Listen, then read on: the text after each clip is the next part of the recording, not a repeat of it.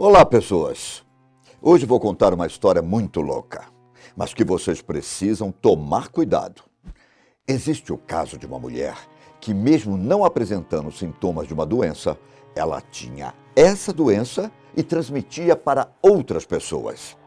E hoje, Sexta do Medo, eu vou contar esse drama da vida de Mary Mallon, a mulher que passou boa parte de sua vida em quarentena.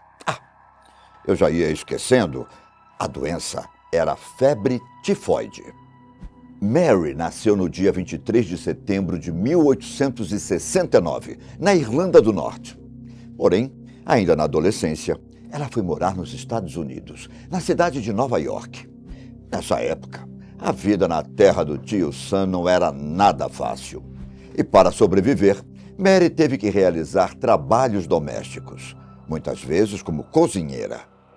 No ano de 1906, ela foi contratada para ser cozinheira de um homem chamado Charles Henry Warren. Nesse caso, Mary cozinharia para sua família durante as férias. Ela estava beirando os 40 anos de idade. Tinha cerca de 1,80 m de altura. Era loira e de olhos azuis. Ela parecia completamente normal. Tinha um físico que podia ser considerado atlético. Tanto que ela própria se orgulhava da sua força e resistência. Mas quem diria que uma mulher com essas características poderia esconder uma terrível doença? Depois de um tempo trabalhando na casa dos Warren, 6 dos 11 membros da família ficaram infectados com febre tifoide durante as férias. Curioso, para descobrir como seus familiares tinham sido contaminados com a doença, o Sr. Warren resolveu chamar George Soper, um especialista no assunto. George já tinha tido experiências com surtos de febre tifoide e poderia muito bem dizer a origem do surto da família Warren. No começo, George achou que a doença tinha se espalhado por causa de alguns moluscos que a família tinha consumido. Mas depois ele soube que algumas pessoas doentes não tinham consumido o alimento. Depois, ele checou cada pedaço da casa, como o poço de água, os suprimentos de comida na despensa, a fossa privada, o esterco que estava sendo usado para fertilizar o gramado e até as condições de saneamento dos vizinhos. Mas tudo parecia estar nos conformes. George Soper, então, desconfiou que a fonte da contaminação podia ser um veículo humano. Ao examinar um pouco o passado de Mary, como lugares onde ela tinha trabalhado, George acabou constatando que Mary Mallon era quem tinha transmitido a doença para a família Warren. Antes de trabalhar para a família Warren, Mary tinha cozinhado para pessoas doentes e acabou contraindo a infecção. George também constatou que vários outros patrões de Mary alegaram que tiveram um surto de febre tifoide depois que ela tinha trabalhado na casa deles. Ou seja, por onde ela passava, ela deixava um rastro de surtos e ninguém suspeitava que fosse ela a fonte da bactéria. Mas por que diabos Mary Mallon não apresentava os sintomas? George foi uma das primeiras pessoas a descobrir que Mary era uma portadora saudável, o que significava que, apesar dela estar infectada e carregar consigo a bactéria, ela aparentemente estava saudável. Resumindo, Mary Mallon não apresentava sintoma algum, mas era um verdadeiro perigo para a sociedade em que vivia. Mas afinal, o que é a febre tifoide? Vocês sabem?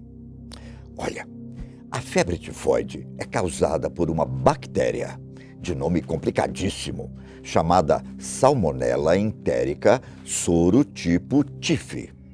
Essa doença está relacionada a baixos níveis socioeconômicos, principalmente em áreas com precárias condições de saneamento básico, higiene pessoal e ambiental. E quando não tratada de forma adequada, a febre tifoide pode facilmente matar uma pessoa.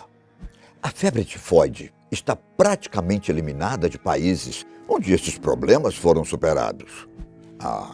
Aqui no Brasil, A doença ocorre sob a forma endêmica, em regiões isoladas, com algumas epidemias onde as condições de vida são mais precárias, especialmente nas regiões mais pobres do Brasil. Só que antigamente, vocês sabem muito bem que as condições de higiene e saneamento básico eram precárias.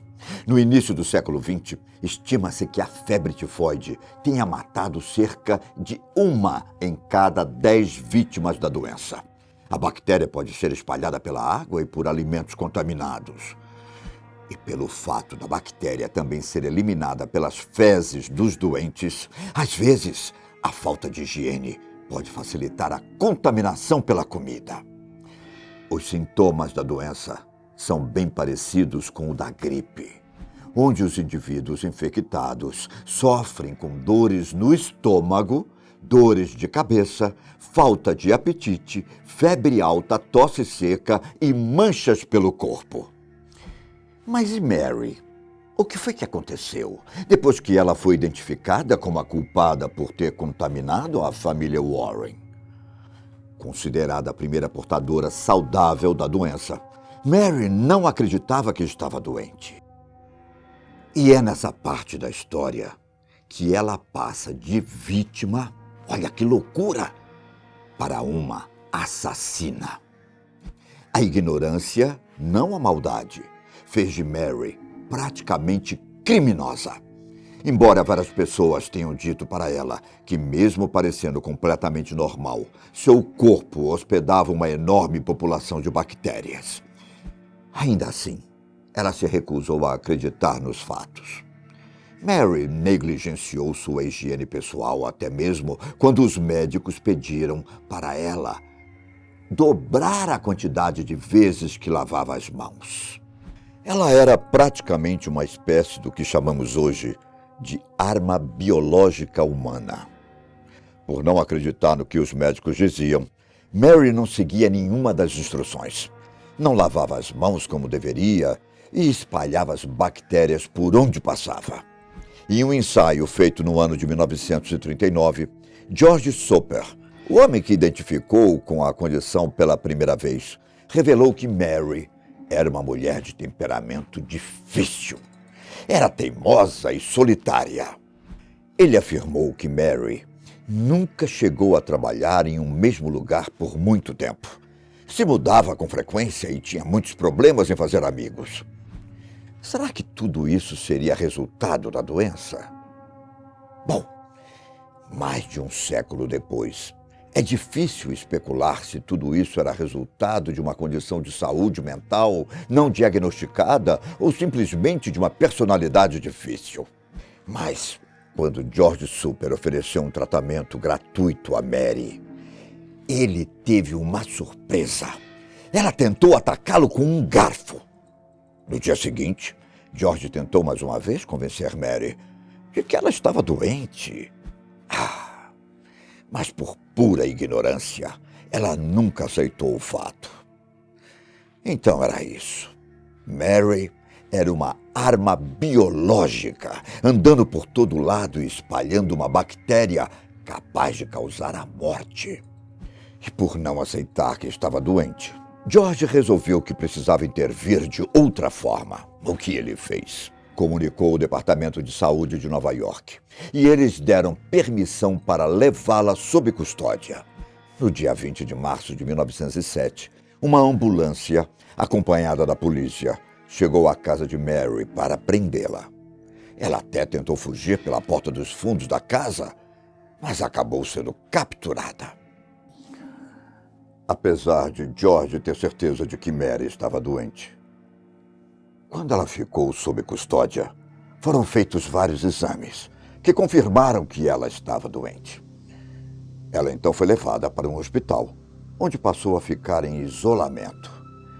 Em uma de suas visitas, George tentou mais uma vez explicar para Mary que, apesar de não apresentar sintomas, a sua falta de higiene fez a bactéria se espalhar por vários lugares.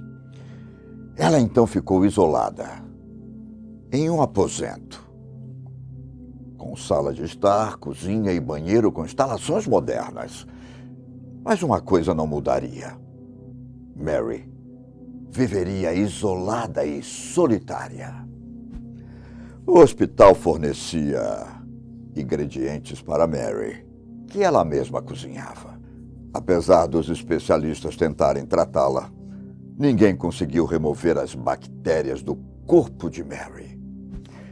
Em 1909, ela entrou com um pedido de liberdade. De fato, seu pedido era legal, pois ela não tinha sido acusada de nenhum crime. Sua alegação era tecnicamente correta, porém, o Departamento de Saúde tinha permissão para colocar em quarentena quem colocasse a vida de outras pessoas em risco. Em 1910, a Justiça permitiu que Mary saísse da quarentena, desde que ela prometesse não trabalhar como cozinheira ou com a comida de outras pessoas. Mas ela não cumpriu a promessa, não. Nos próximos 5 anos, Mary trabalhou como cozinheira em vários lugares, sempre usando nomes falsos. Ela chegou a trabalhar em restaurantes, hotéis e até hospitais. Não se sabe ao certo quantas pessoas ficaram doentes por causa de Mary. Embora o número de vítimas seja estimado em 84, George suspeitava que vários outros casos relacionados a ela não foram identificados. Em 1915, depois de ter contaminado sabe-se lá quantas pessoas, George recebeu uma ligação de um médico que alegou que um surto de febre tifoide atingiu o hospital e 20 membros da equipe estavam doentes. Por acaso, o médico disse a George que todos suspeitavam que o surto tinha sido causado pela cozinheira, tanto que ela tinha recebido o apelido de Mary Tifoide.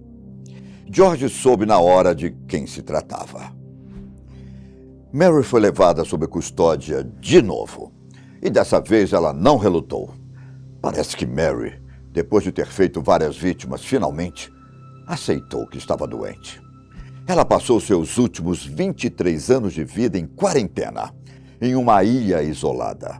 Nessa época, ela ajudou em exames médicos básicos e nunca mais trabalhou cozinhando.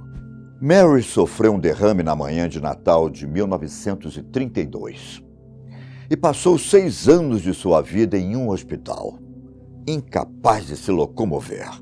Mary Mallon, também conhecida como Mary Tifoide, morreu no dia 11 de novembro de 1938. Muitos consideraram que ela era uma assassina, pois, mesmo sabendo que estava doente, ignorou o fato. Outros a consideraram apenas uma pessoa desprovida de conhecimento, que, pela ignorância, transmitiu a doença para várias pessoas. Um perigo quando uma pessoa tem doença assintomática, pois não sabe que tem e acaba transmitindo para outros, não é? Triste, muito triste a vida dessa mulher, que passou boa parte em quarentena. Eu me despeço por aqui. Um grande abraço do Bira. Tchau.